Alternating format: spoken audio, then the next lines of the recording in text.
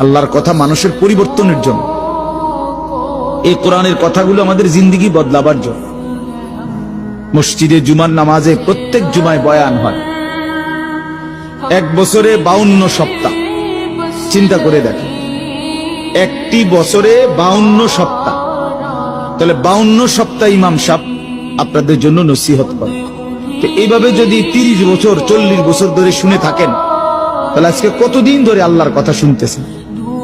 বছরে 52, তো এভাবে 40 বছর, এভাবে 30 বছর, এভাবে 50 বছর। অথচ এত লম্বা সময় আল্লাহর কথা শুনবার পরেও এখনো মিথ্যা বলা ছাড়তে পারলেন না।